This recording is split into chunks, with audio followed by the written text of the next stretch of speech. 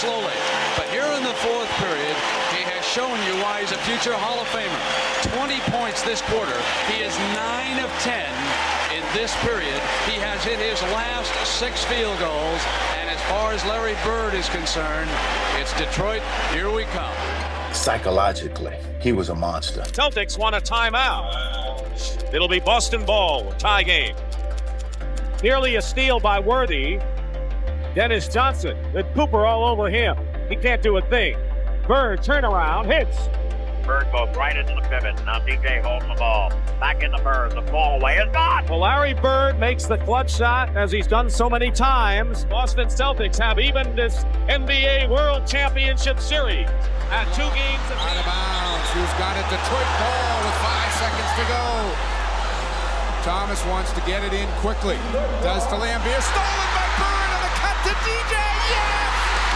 Yes, and a foul! That dude did this like a ballerina. And if you go back and you watch the play, that dude is on his toes. The baseline is right up under his toes. And in my mind, he must have stood there for about 5 seconds because everything was going in slow motion in my mind, right? It's just a strange moment. I'm like, damn, I ain't doing that.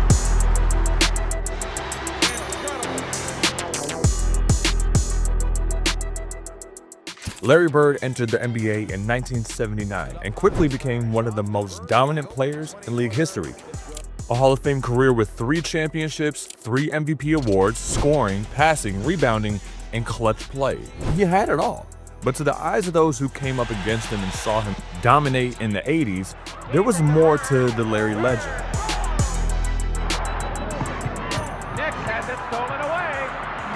Starting with the one man who probably knew Larry Bird more than most, Magic Johnson. Magic and Bird's rivalry started in college with the famous 1979 NCAA championship game where Magic's Michigan State beat Bird's Indiana State. The matchup sparked one of the greatest rivalries in sports, which carried over to the NBA, and the NBA didn't see anything quite like it.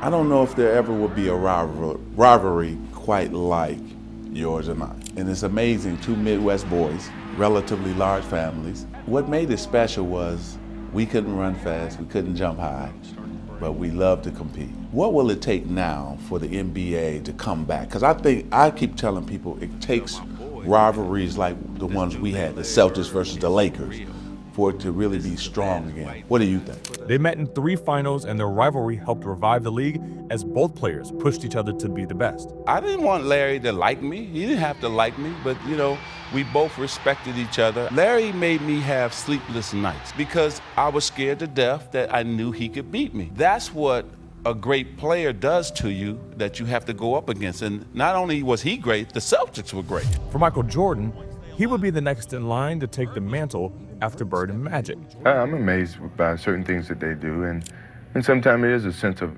trying to intimidate. But I love playing with those guys because you know they're going to be very competitive.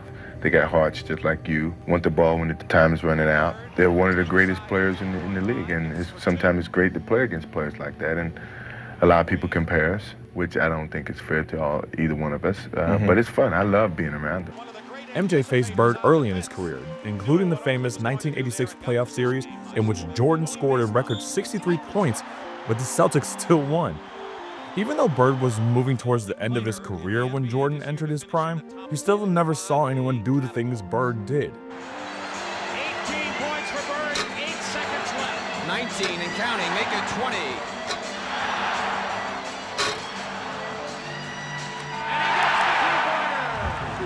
He ain't took off his top yet. Oh, yeah.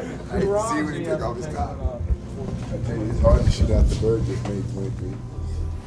For Isaiah Thomas, Bird was a thorn in his flesh.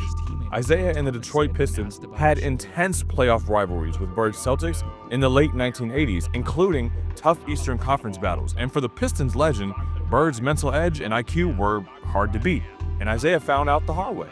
I'll never forget, everything just started, it went in slow motion. This is probably one of the most incredible plays that's ever happened against me and that probably I've ever witnessed. From an athletic standpoint, two people being in sync, just Bird just playing every second. And that's what the Celtics taught us. So I grabbed the ball from the referee. Lambier's a good foul shooter. I never had taken the ball out.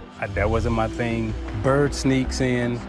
I didn't even see him. But the thing I remember the most is that joker. This is the out of bounds line. That dude did this like a ballerina. And if you go back and you watch the play, that dude is on his toes. The baseline is right up under his toes. And in my mind, he must have stood there for about 5 seconds because everything was going in slow motion in my mind, right? And it's like strange moment. I'm like, damn, how you doing that? That steal from Bird cost the Pistons a place in the NBA Finals, and Isaiah never forgot. He certainly never forgot how the Pistons' bad boys persona never seemed to faze Bird. We walk out on the court, he said, who guarding me? And I was like, I got Kelly, I got Lem, I got Benson. He's like, you ain't got no brothers?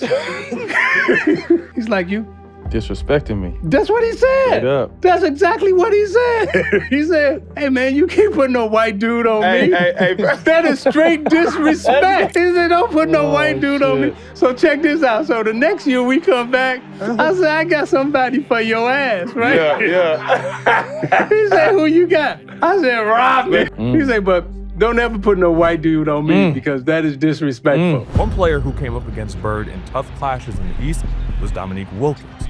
Wilkins and Bird had epic head-to-head matchups, most notably in the 1988 Eastern Conference Semifinals Game 7, where both players went off in the fourth quarter and combined for massive scoring output in a high-stakes duel. But Bird and the Celtics took the game to the end and clinched the series. Wilkins believed that they lost to the Bird factor. Let me just say something about Larry.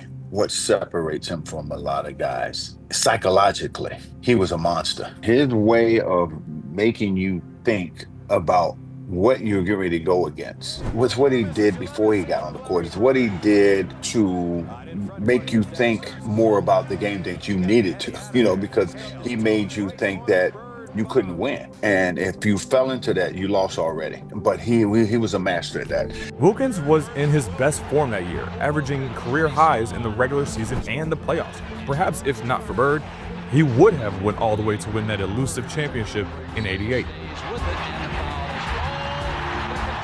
And so I remember Game 6, we should have won. We blew that opportunity. And Larry Bird, after the game, said, Atlanta should have won this game. They let us off the hook. I'm guaranteeing a win in Boston. A lot of games I've played in my career, man, that game there for me was the biggest because the circumstances that it was under with two great players going head up in a deciding game.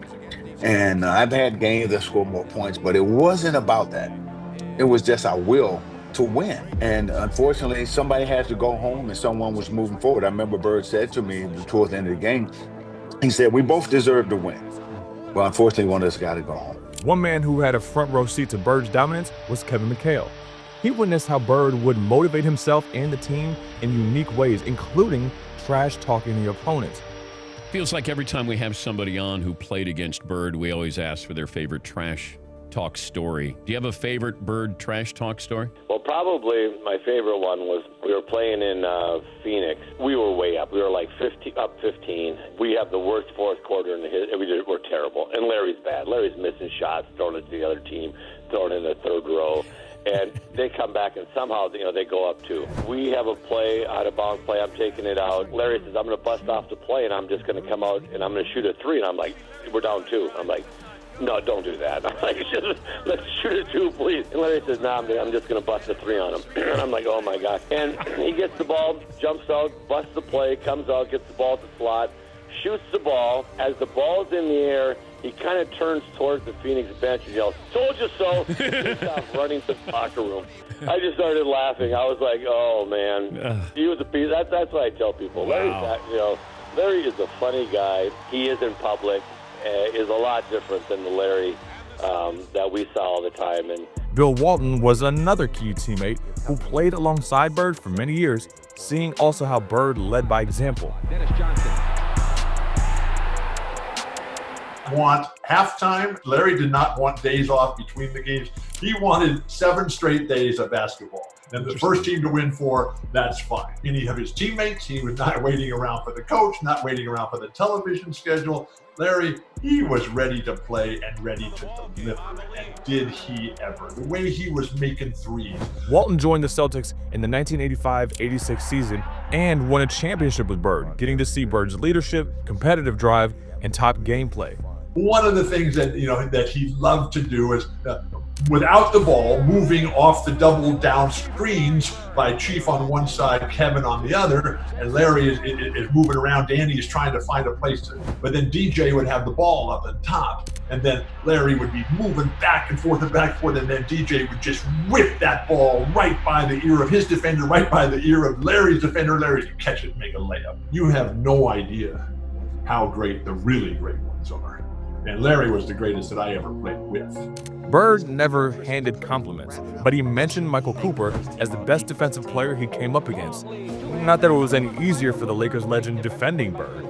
Playing the game of basketball for the moment, enjoying each game, but I knew that he was going to be a special individual such as Magic, simply the contest that I saw Indiana State and Michigan. When I got a chance to actually play against him, he was bigger than I thought he was, a lot more competitive than I had given him credit for at that time. Beyond the obvious skills, I mean, it wasn't very fast, he couldn't jump very high.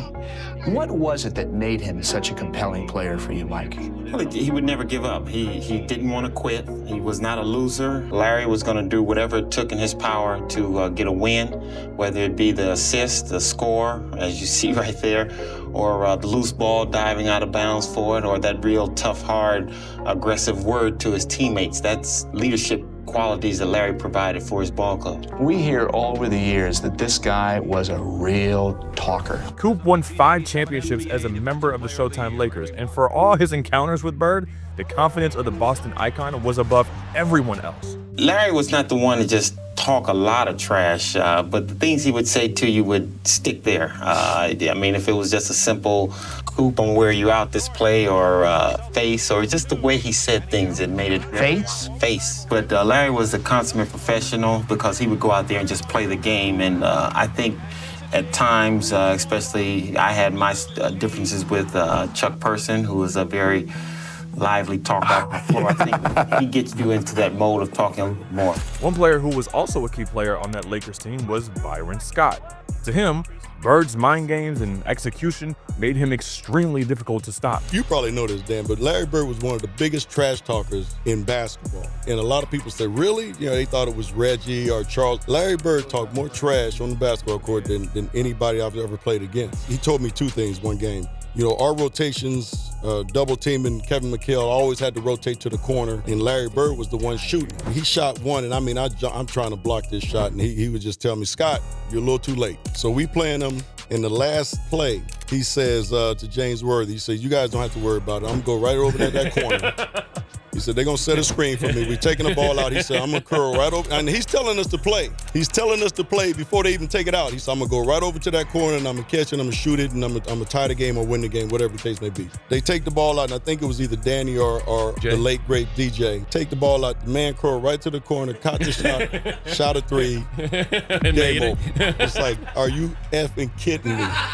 Still staying with the Showtime Lakers because Bird was one player who gave them sleepless nights, James Worthy recalls one time he knew that Bird was something else. How did you lose sight of Larry Bird? You know, Larry was so smart. He diagrammed something where Danny Ainge was in the corner, right? So I had Cooper between, you know, me and Danny Ainge. So I was trying to deny Larry Bird. He kept pushing me up a little bit, and then Danny Ainge cleared out, and that whole side was open. And when that ball was in the air, I was like, I'd already thrown the ball away in game 2 in 1984. He saw me coming. He didn't have much time, and I think he did see me out of the eye, but he doesn't miss that shot. So I just was lucky. Very lucky. Shawn Kemp may not have been a member of the Showtime Lakers, but he too wasn't spared by Bird, and he picked up a good lesson. hey man, he had some knee pain. I was like, it's a hell of a time for you to come over to knee. So I was, before the game, I was over there rubbing my hands looking at him like, I'm about to get your ass, man. That morning they came out with a USA Today article and they said that Larry didn't have it no more. So he came out that night to make a statement and I was just the prime candidate. He just shook his head at me. He said, man, it's gonna be a fucked up night for you. I think he gave me, what he gave me, I think he gave me 46 and 3. He would say, next time, bank shot left side, pump fake you. Your dumb ass gonna go for it. I'm gonna be so close to you. If you shoot the ball next time, I'm gonna try to rip your fucking arm off your shot. Hey, what you think he did, man? A quick pump fake, dog, and he go for that shit.